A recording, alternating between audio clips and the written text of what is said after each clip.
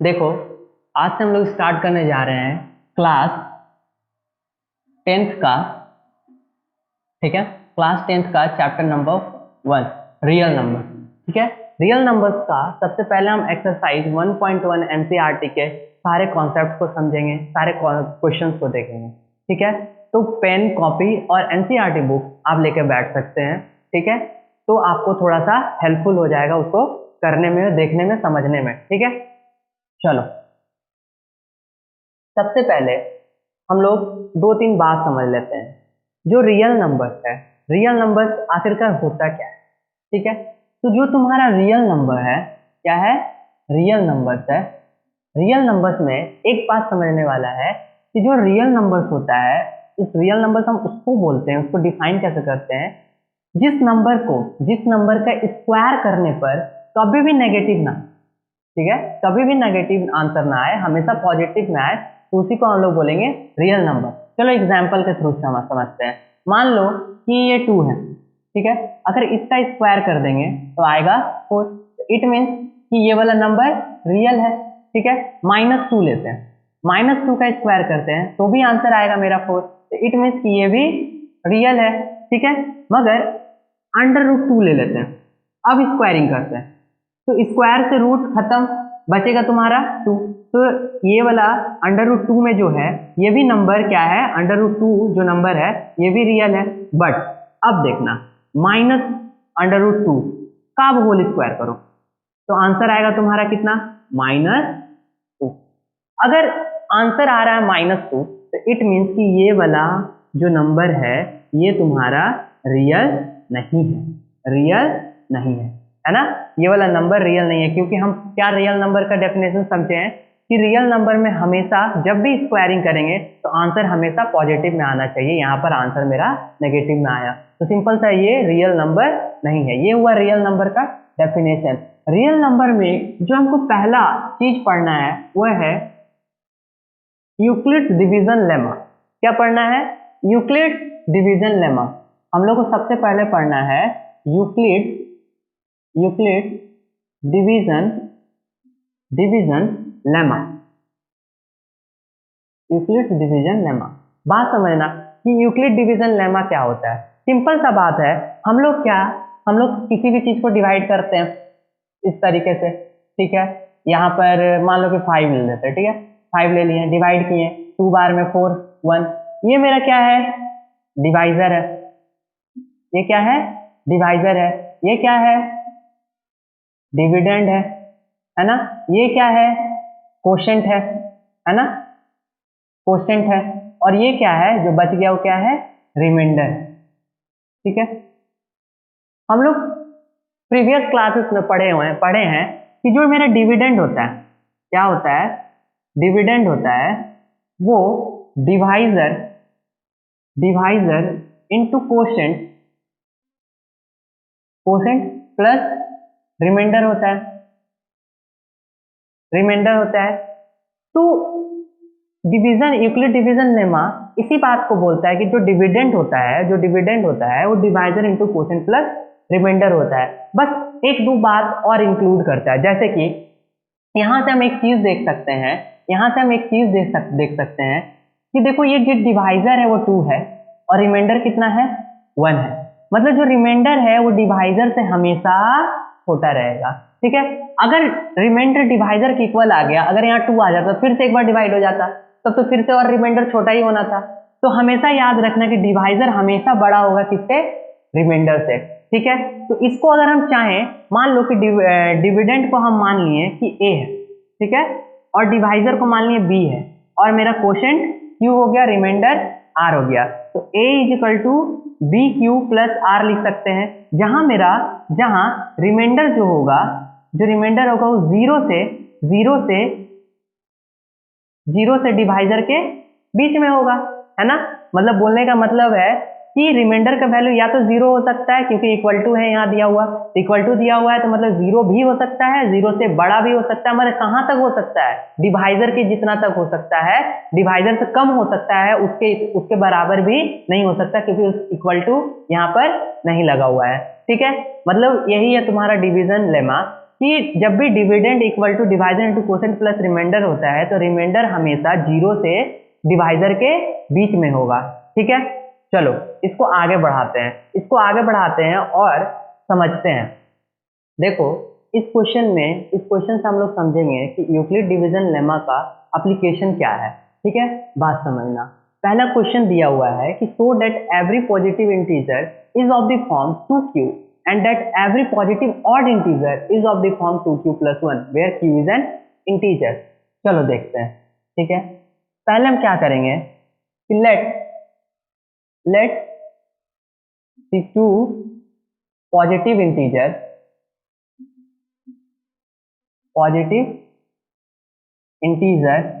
a and b where a greater than b। अगर a बड़ा है b से तो सिंपल सा बात है, हम a को डिवाइड करेंगे b के साथ। ठीक है, तो मतलब a मेरा डिविडेंड हो जाएगा और b डिवाइजर हो जाएगा। तो हम इसको ऐसे लिख सकते हैं a is equal to B Q plus R where r is in between 0 to b। ठीक है, किस फॉर्मेट से लिख पाए हम?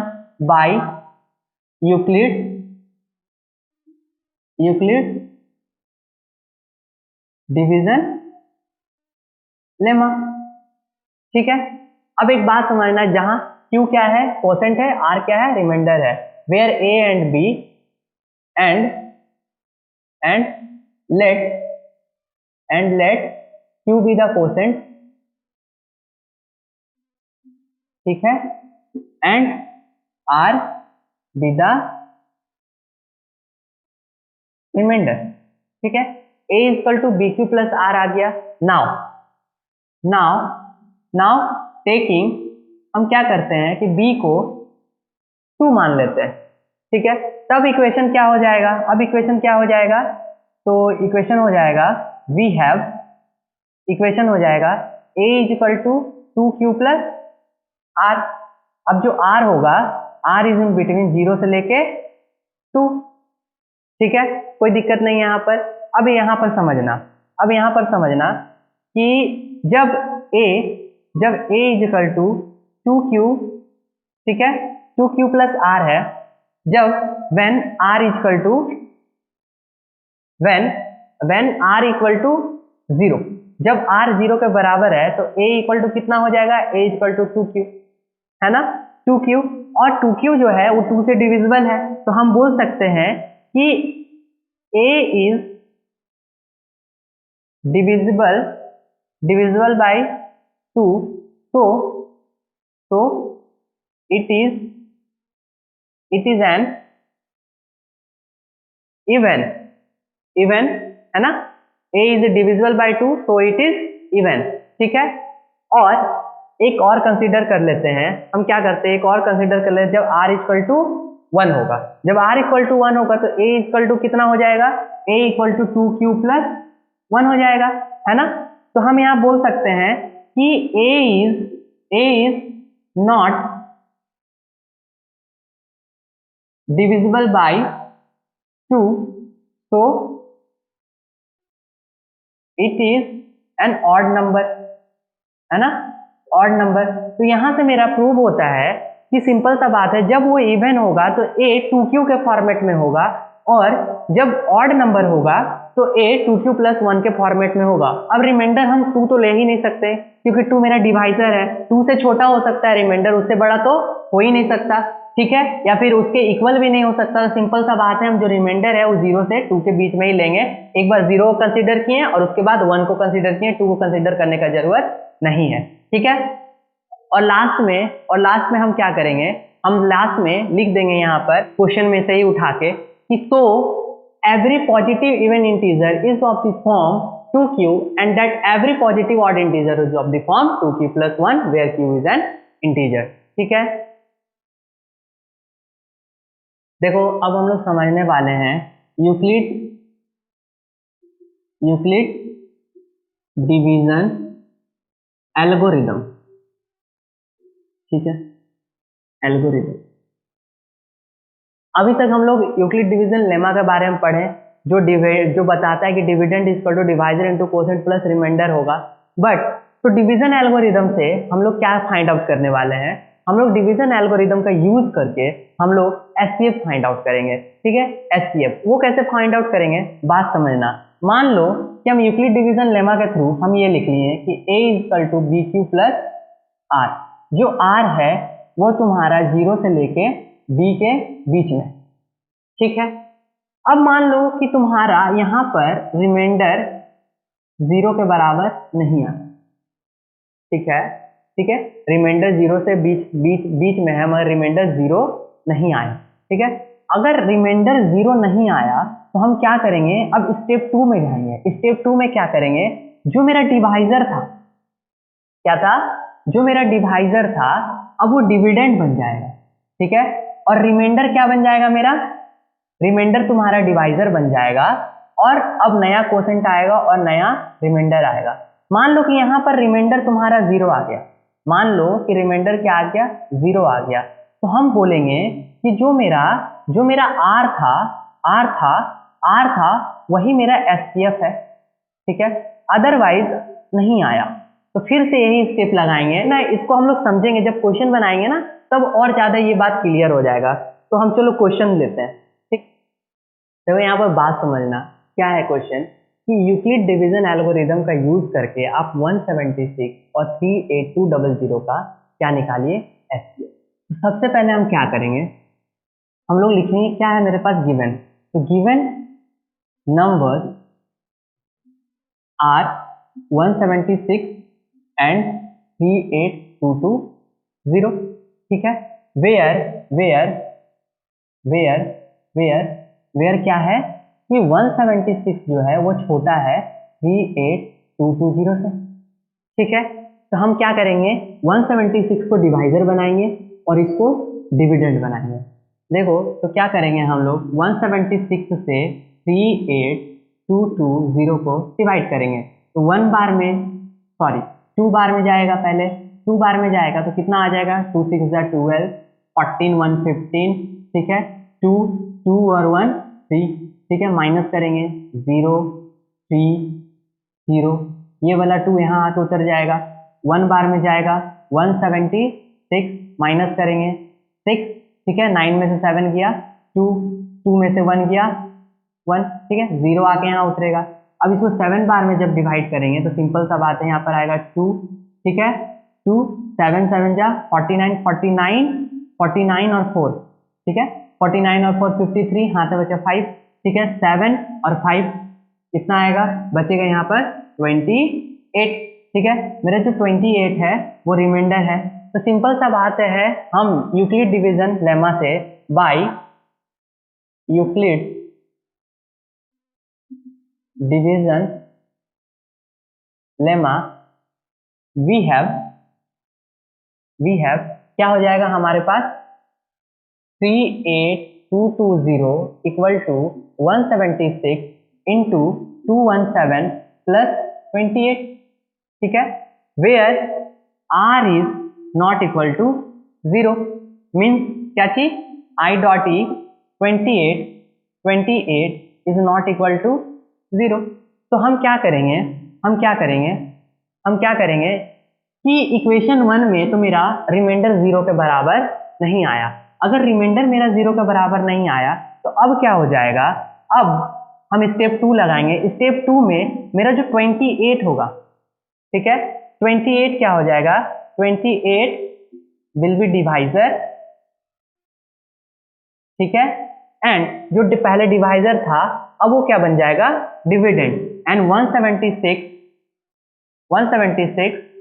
Will be dividend.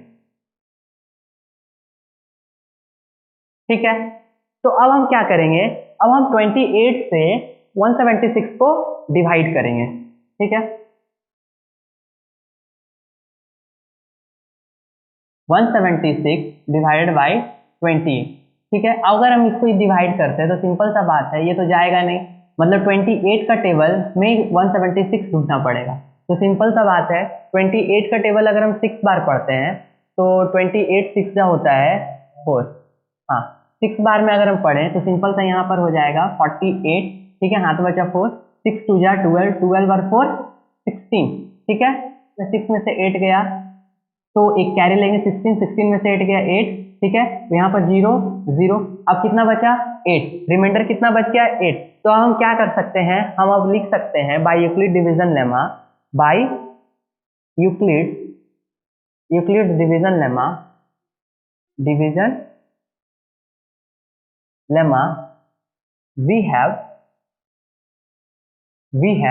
क्या कि 176, ठीक है, 176 इक्वल टू 28, 28 इंटू 6 प्लस 8, ठीक है, where 8 is not equal to 0, remainder 0 नहीं हुआ, तो फिर से हम एक ही स्टेप आगे बढ़ेंगे, एक स्टेप क्या आगे बढ़ेंगे, अब जो मेरे पास रिमाइंडर है उसको फिर से क्या बनाना है, डिवाइजर बनाएंगे और डिवाइजर को डिविडेंड और फिर उसको डिवाइड करेंगे, ठीक है, तो ये मेरा इक्वेशन 2 हो गया, ये मेरा इक्वेशन 2 हो गया, ठीक है। अब आगे समझते हैं, ठीक है, अब देखो, अब मेरा क्या हो जाएगा, अब मेरा जो डिवाइजर था वो डिविडेंड बन जाएगा और जो मेरा रिमाइंडर था वो मेरा डिवाइजर बन जाएगा। तो 8 का टेबल में 3 बार में 24 बचेगा तुम्हारा 4, ठीक है, 4, तो यहां पर हम बोल सकते हैं नाउ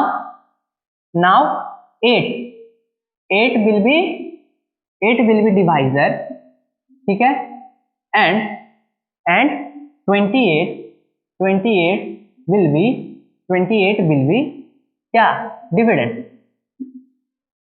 ठीक है। तो हम by Euclid division lemma, by Euclid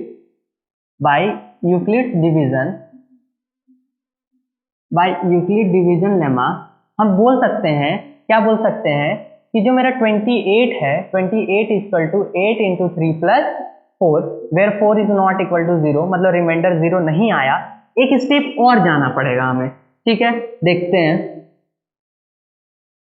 अब क्या हो जाएगा, अब हो जाएगा मेरा जो मेरा पास 4 है, 4 अब बन जाएगा डिवाइजर, ठीक है, और 8 जो है मेरा डिविडेंड बन जाएगा, तो 2 का टेबल में 8 आ गया, ठीक है, पूरी मेरे पास रिमाइंडर क्या बचा 0, तो हम लिख सकते हैं नाउ यहां पर क्या लिखेंगे कि 8 विल बी डिविडेंड, ठीक है, and 4 will be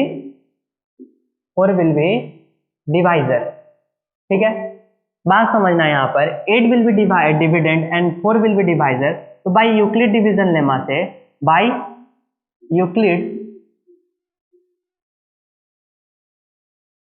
division lemma से हम लिख सकते हैं वी हैव क्या कि 8 इक्वल टू 4 इंटू 2 प्लस 0, है ना, where remainder is equal to 0, so क्या बोल सकते हैं, सो 4 is the SCF of 176 and 3822220, ठीक है, मतलब कि अगर लास्ट में जब रिमाइंडर तुम्हारा 0 आ जाए तो उसी का जो डिवाइजर होगा, ठीक है, उसी इक्वेशन का जो डिवाइजर होगा, ठीक है, उसी इक्वेशन का जो डिवाइजर होगा तुम्हारा वो SCF के बराबर होगा। देखो अब हम लोग क्या करने वाले हैं, NCERT का एक एक क्वेश्चन करके हम लोग सॉल्व करने वाले हैं, कुछ क्वेश्चंस को हम सॉल्व करेंगे और कुछ क्वेश्चंस रहेगा कि आप लोग उसको सॉल्व कीजिएगा जैसे हम बता रहे हैं, ठीक है। अगर तुमको इसका SCF निकालना है तो हम लोग क्या करेंगे, सबसे पहले ये फाइंड आउट करेंगे कि 135 में से डिवाइजर किसको बनाना है और डिविडेंड किसको बनाना है। तो हम यहाँ पर देख रहे हैं गिवन numbers are 135 and 225, है ना, where 225 is greater than 135, तो क्या हो जाएगा 135 will be divisor, है ना, and 225 will be डिविडेंड, ठीक है, डिविडेंड, ठीक है।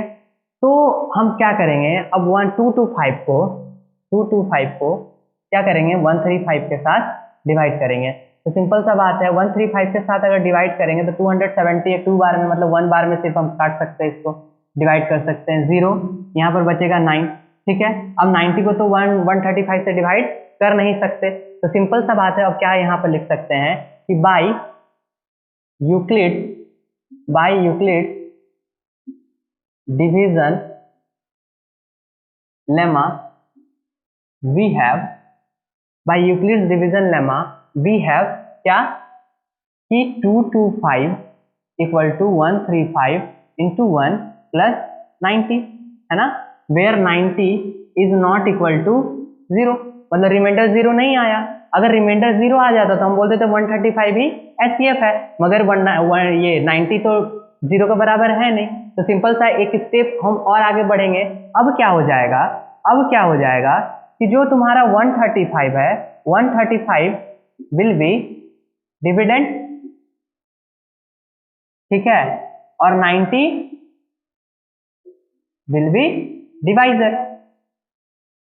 ठीक है, तो यहां पर हम देखते हैं 90 135, ठीक है, 90 तुम्हारा डिवाइजर हो गया, 135 डिविडेंड हो जाएगा, तो 90 1 बार में जाएगा, 90 आया 5, ठीक है, और यहाँ पर 13 माइनस 9 करेंगे तो आएगा 4 45, ठीक है, 45 और 45 तो अब 90 से डिवाइड होने वाला नहीं है, तो सिंपल सा हम यहाँ पर क्या लिख सकते हैं, बाय यूक्लिड डिवीजन लेमा, ठीक है, by Euclid division lemma we have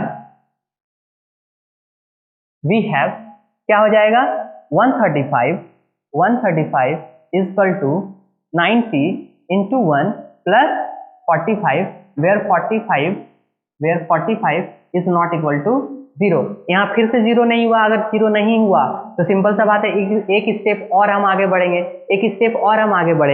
इस बारी क्या हो जाएगा, इस बारी तुम्हारा, ठीक है, इस बारी तुम्हारा हो जाएगा 90 विल बी डिविडेंड, ठीक है, एंड 45 विल बी डिवाइजर, ठीक, we have.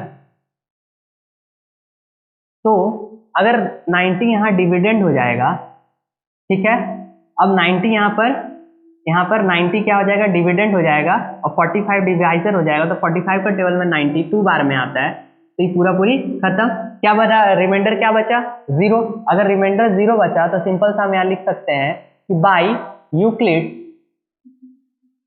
Euclid division lemma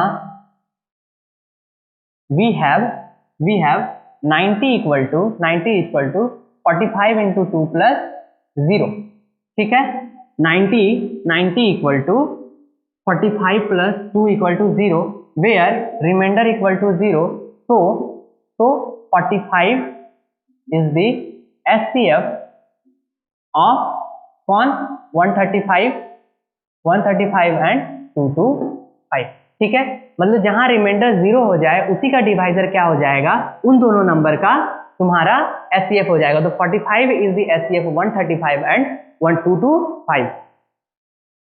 तो अब क्वेश्चन नंबर 1 का पार्ट 1 में हम बना दिए, ठीक है, और पार्ट 2 और पार्ट 3 तुम लोगों को खुद से बनाना है, और अगर ना बने तो एक बारी हिंट का हेल्प लेना। देखो ये एनसीईआरटी का क्वेश्चन नंबर 2 है, जिसमें बोल रहा है कि so that any positive odd integer is of the form 6q + 1 और 6q + 3 और 6q + 5 where q is some integer. तो समझना, ठीक है, कंसीडर क्या करते हैं, हम कंसीडर कर लेते हैं, consider a is the odd positive integer, ठीक है, हम लोग क्या कंसीडर कर लिए कि जो एक a नंबर है, a है, वो ऑड पॉजिटिव इंटीजर है, तो हम a को चाहे तो ऐसे लिख सकते हैं a = bq + r, है ना, किस तरीके से लिखें, बाय यूक्लिड डिवीजन लेमा, ठीक है, बाय यूक्लिड डिवीजन लेमा, ठीक है, वेयर आर क्या होगा, where r is in between 0 to b, ठीक है ना। वेयर वेयर बी क्या है, बी क्या है, डिवाइजर है, ठीक है, और क्यू क्या है, क्वोशंट है, एंड आर क्या है, रिमाइंडर है, ठीक है, आर क्या है, रिमाइंडर है।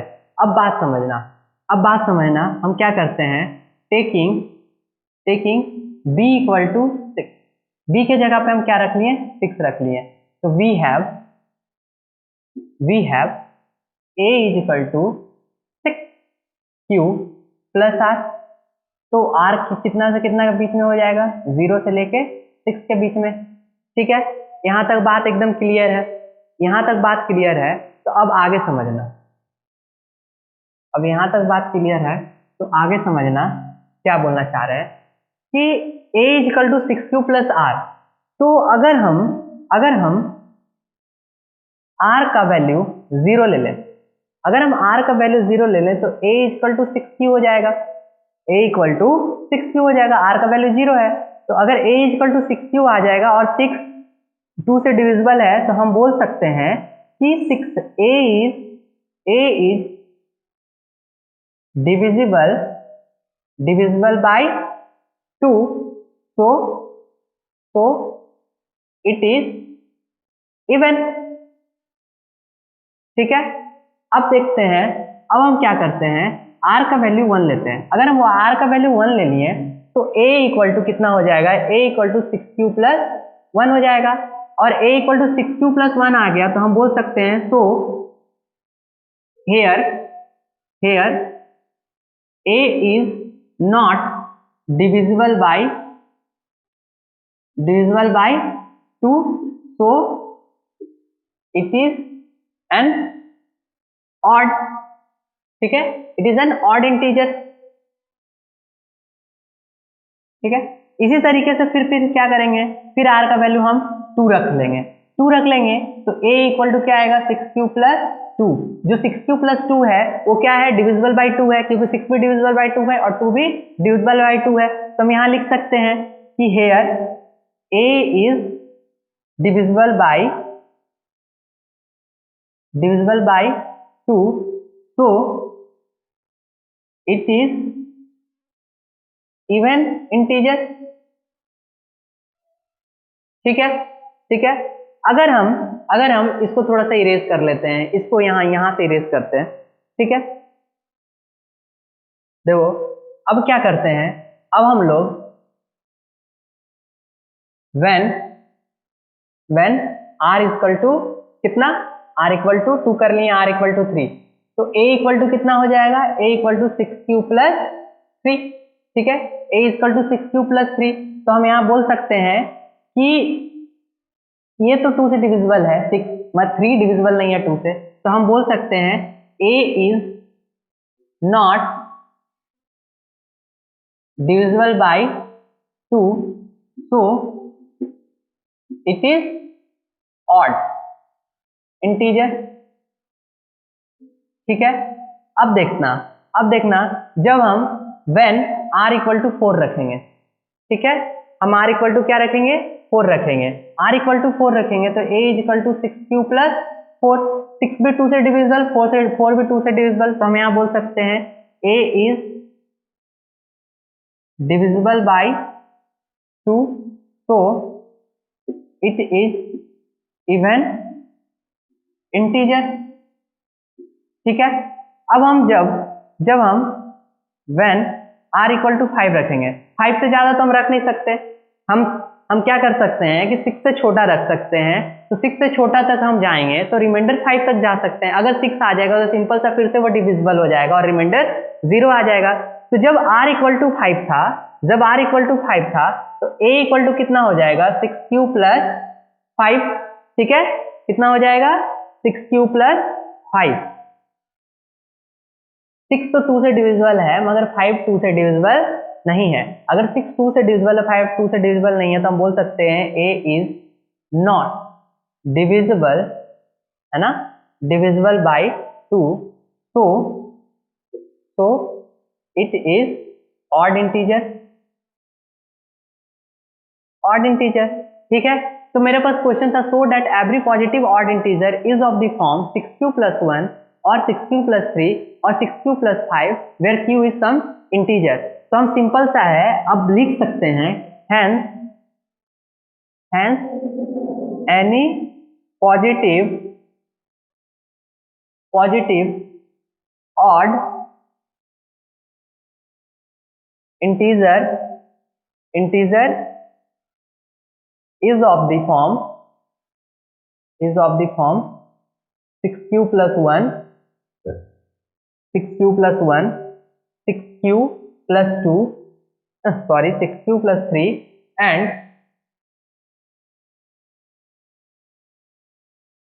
और 6q + 3 और 6q + 5। देखो यहाँ सबसे पहले तुम क्वेश्चन समझने का कोशिश करना। क्या है क्वेश्चन? बोल रहा है कि एक आर्मी कंटिंजेंट है जिसमें 616 मेंबर्स है, ठीक है। उनको मार्च करना है, किनके पीछे? 32 मेंबर्स के पीछे मार्च करना है, ठीक है। और उनको कॉलम्स में डिवाइड किया जाएगा, ठीक है। मतलब क्या किया जाएगा कि ग्रुप में 32 मेंबर्स जो है, एक मेंबर्स खड़े हो गए, उनके पीछे आर्मी कंटिंजेंट होंगे, वैसे करके कॉलम्स बनेंगे, ठीक है। एक आर्मी मेंबर्स 32 मेंबर्स में एक यहाँ, फिर एक यहाँ, फिर एक यहाँ, ऐसे करके, ठीक है।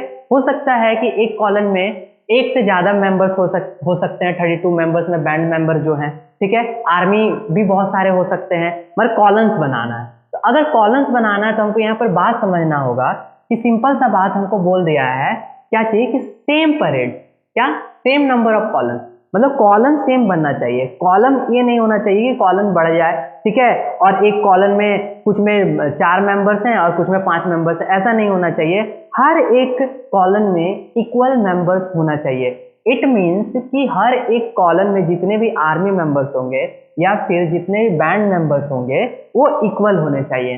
तो अगर इक्वल होने चाहिए तो सिंपल सा बात है, जितने भी आर्मी मेंबर्स है अगर हम कॉलम्स में डिवाइड कर दें तो वो उसको डिवाइड कर देगा, ठीक है, और इसको भी डिवाइड करेगा। सिंपल सा बात है, हमको एक एचसीएफ ढूंढना है, हाईएस्ट कॉमन फैक्टर ढूंढना है, जो 616 को भी डिवाइड कर दे और जो 32 को भी डिवाइड कर दे। तब पता लग जाएगा कि हाँ इतना कॉलम्स होगा और उन कॉलम्स में हमको इतने नंबर्स में इतने कंटिंजेंट को डिवाइड करना है, हर एक कॉलम्स में इतने कंटिंजेंट मेरे होंगे, ठीक है। सिंपल सा बात है, ठीक है। तो एचसीएफ अगर निकालना है तो सिंपल सा हम यूक्लिड डिवीजन लेमा से यहाँ निकालेंगे, ठीक है। तो यहाँ पर अगर हम देखेंगे तो हमारे पास गिवन नंबर्स क्या है? गिवन नंबर्स आर एक 32 एंड 616 है। तो हम यहाँ क्या करेंगे? सिंपल सा 616 को हम लोग डिविडेंड बना देंगे और 32 को डिवाइजर बनाएंगे। तो 1 का टेबल में 32 जाएगा, आएगा यहाँ पर 9, ठीक है, यहाँ पर आएगा 2 और ये 6 उतर जाएगा। अब इसको अगर 9 के टेबल में देखते हैं तो 9 2 जा 18, ठीक है, 9 3 जा 27, 27 और 1 28, ठीक है। माइनस करते हैं तो यहाँ बचेगा 8 0 0। सिंपल सा बात है, हम 616 को 32 इंटू 19 प्लस 8 लिख सकते हैं, जहां 8 इज नॉट इक्वल टू 0 है। ये कैसे लिखें? बाई यूक्लिड डिवीजन, ठीक है, लेमा, ठीक है, बात समझना, बाई यूक्लिड्स डिवीजन लेमा। तो यहाँ पर 8 equal to not equal to 0, मतलब रिमाइंडर 0 नहीं आया, तो हम क्या करेंगे? इक्वेशन 1 में से अब फाइंड आउट करेंगे हम किसको डिवाइजर बनाएंगे और किसको डिविडेंड, और फिर एक स्टेप आगे जाएंगे। तो सिंपल सा 8 यहाँ पर क्या हो जाएगा? 8 विल बी डिवाइजर, ठीक है, और 32 विल बी डिविडेंड, ठीक है, 32 विल बी डिविडेंड। तो अगर 8 डिवाइजर हो जाएगा, 32 डिविडेंड हो जाएगा, तो सिंपल सा बात है, ये 4 बार में 32 खत्म हो जाएगा। तो हम यहां पर लिख सकते हैं now 32 equal to 8 into 4 plus 0, मतलब रिमाइंडर कितना आ गया? 0। तो हम बोल सकते हैं ना कि SCF ऑफ 616 एंड 32 इज 8। ठीक है, तो हम यहाँ से ये भी बोल सकते हैं कि यहाँ से हम क्या बोलेंगे, हम लिख देंगे, क्या लिख देंगे कि the number of columns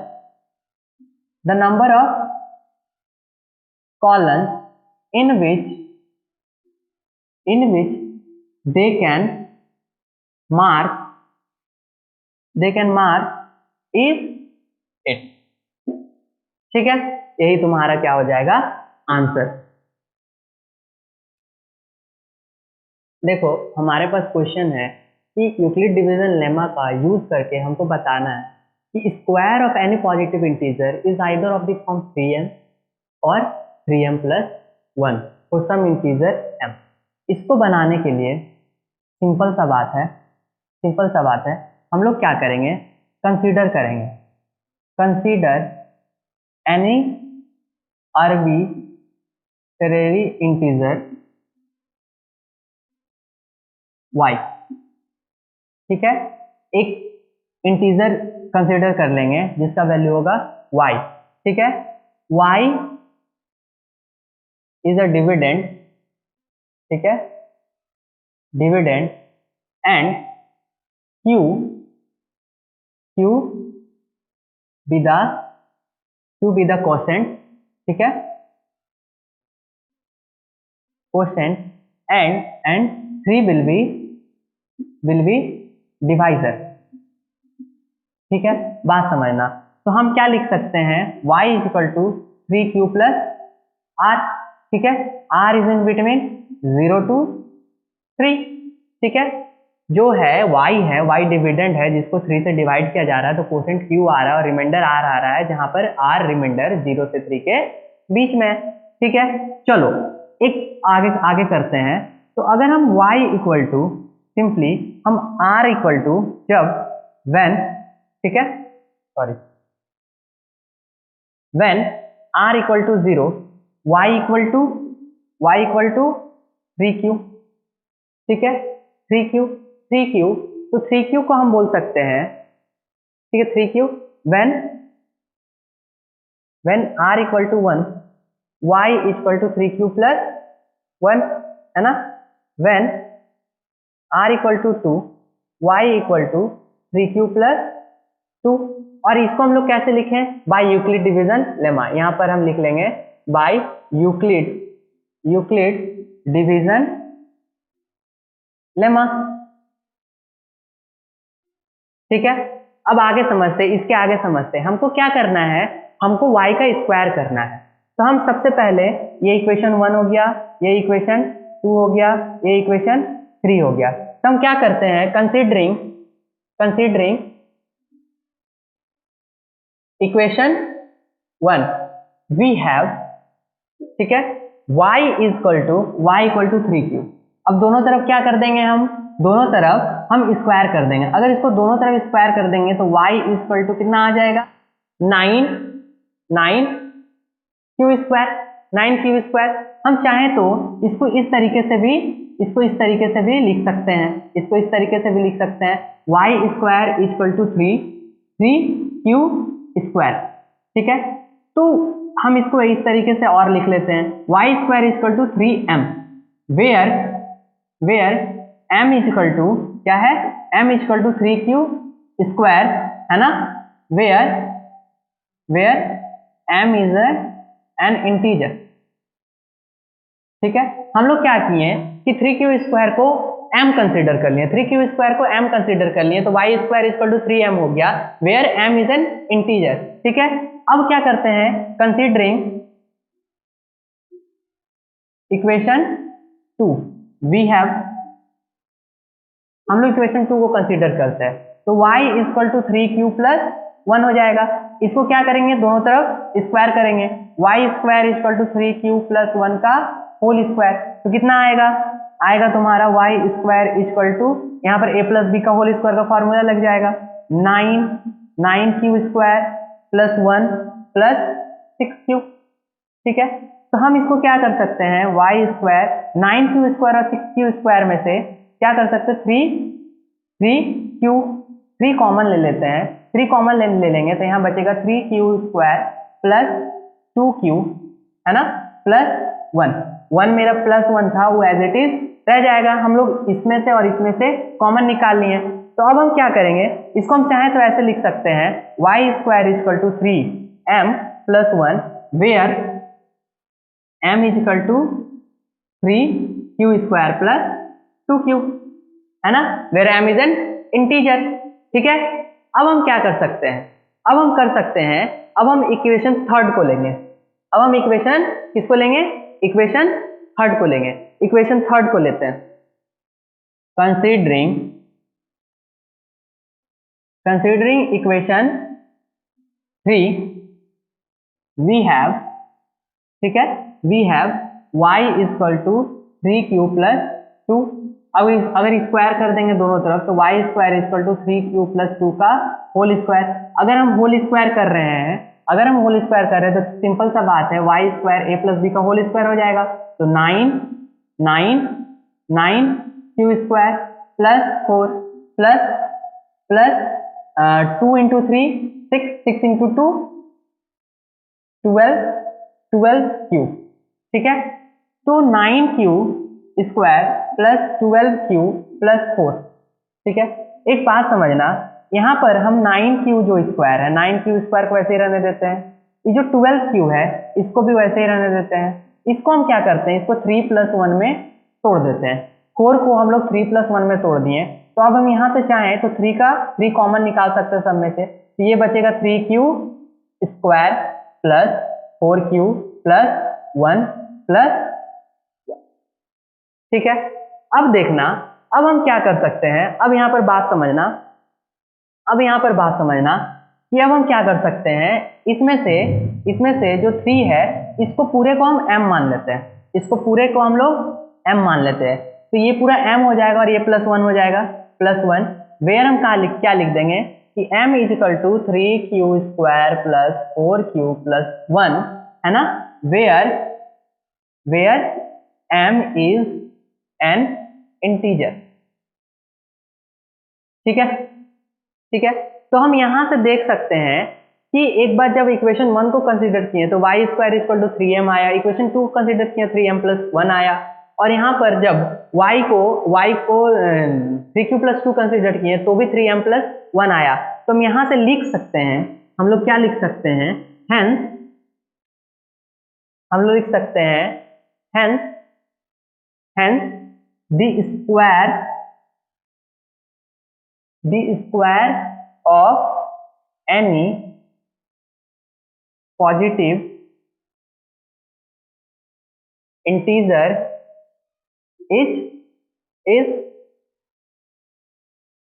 is either of the form 3m और 3m प्लस 1। देखो हमारे पास लास्ट क्वेश्चन है कि use Euclid division lemma to show that cube of any positive integer is either of the form 9m और 9m plus 1 और 9m plus 8। तो हम by Euclid division lemma का हेल्प लेके हम क्या कर सकते हैं, लिख सकते हैं consider N arbitrary positive integer, ठीक है, positive integer y, then y is in the form of 3q, ठीक है, y इक्वल टू 3q, ठीक है, और y equal to 3q plus 1 और y equal to 3q plus 2, ठीक है। Now consider y equal to 3q, ठीक है, तो y equal to 3q cube कर देंगे दोनों साइड में 3q, तो ये हो जाएगा 27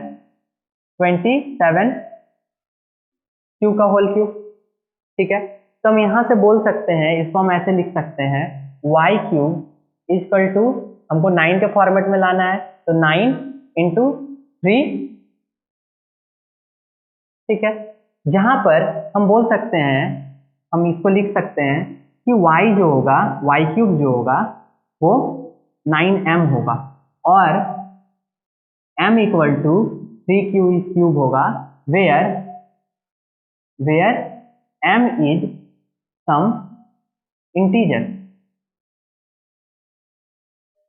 ठीक है, अब देखो, now taking y equal to 3q plus 1। अगर y को हम 3q प्लस 1 लिख लिए तो हम इसको लिख सकते हैं, क्यूब करेंगे दोनों साइड में, 3q y cube equal to 3q plus 1 का होल क्यूब। ठीक है, तो अगर इसका होल क्यूब करेंगे तो सिंपल सा y cube a plus b का होल क्यूब, मतलब 3q का whole cube plus 1 plus 3q into q 9q 3q plus 1। ठीक है, इसको अगर हम लिखना चाहें तो इसको हम लोग लिख सकते हैं y cube equal to 27 q का क्यूब प्लस 1 हम बाद में लिख देंगे, पहले इसको हम लोग लिख लेते हैं, इसको मल्टीप्लाई करके लिख देते हैं 27 q square plus 9q plus 1। ठीक है, इतना हो जाएगा। तो इन तीनों में से हम क्या कर सकते हैं, 9 कॉमन निकाल सकते हैं। अगर हम 9 कॉमन निकाल लेंगे तो मेरे पास बचेगा y क्यूब इक्वल टू 9, ठीक है, 3q square plus 3q square है ना, प्लस q प्लस 1।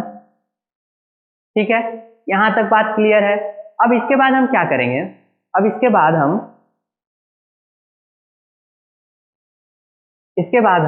क्या करेंगे, इसको लिखेंगे y cube equal to 9m plus 1। ठीक है, where m is an integer. ठीक है, और m इक्वल टू कितना हो जाएगा तुम्हारा, m equal to 3q cube plus 3q square है ना, plus 1 plus q, plus q। ठीक है, अब हम आगे सोचें, तो मेरे पास अब कौन सा इक्वेशन बचा हुआ है, मेरे पास 3 इक्वेशन था। ठीक है, 3q plus 3q 1 3q plus 2, तो अब मेरे पास बचा हुआ है 3q प्लस 2। ठीक है, तो उसको हम यहां देखते हैं। ठीक है, taking y equal to 3q plus 2। अब इसका हम क्या करेंगे, क्यूब करेंगे, y cube equal to 3q plus 2 का होल क्यूब। ठीक है, तो कितना हो जाएगा, y cube equal to 27q cube plus 8 plus, ठीक है, प्लस 3 2 जा 6 6 3 जा 18 3q प्लस 2। ठीक है, तो y cube equal to 27 q cube, 8 को बाद में लिखेंगे, पहले इसको हम लिख लेते हैं आगे, 18 3 जा 54 q plus 36 q plus 8।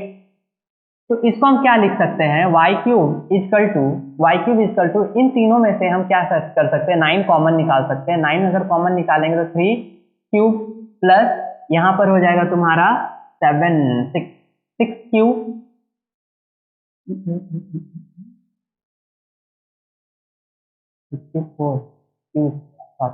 Q square. ठीक है, Q square plus 4q plus 8। ठीक है, तो हम इसको लिख सकते हैं y cube equal to 9m plus 8, where m equal to 3q cube.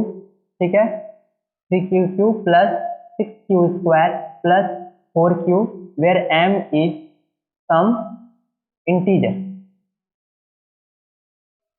ठीक है, तो हम क्या देख रहे हैं, अगर हम देख रहे हैं कि अगर हम y को 3q ले लें, या फिर 3q प्लस 1 ले लें, 3q प्लस 2 ले लें, तो उसको अगर हम क्यूब करते हैं तो वो किसके फॉर्मेट में आता है, या तो फिर 3m के फॉर्मेट में आएगा, 9m के फॉर्मेट में आएगा, या तो फिर इसको इक्वेशन 1 मानते हैं।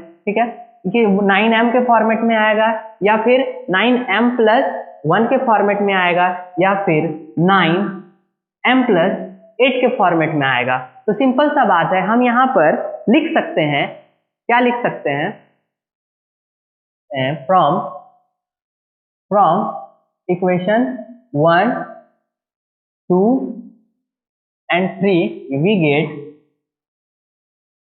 we get y³ = 9m, है ना, और 9m+1 और 9m+8, ठीक है। तो हम लोग लिख सकते हैं 10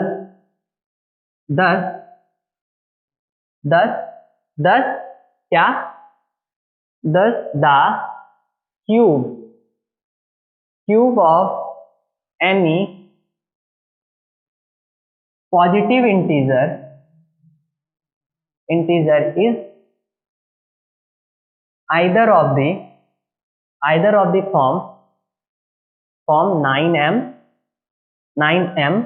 or 9m+1 और 9m+8 hence so।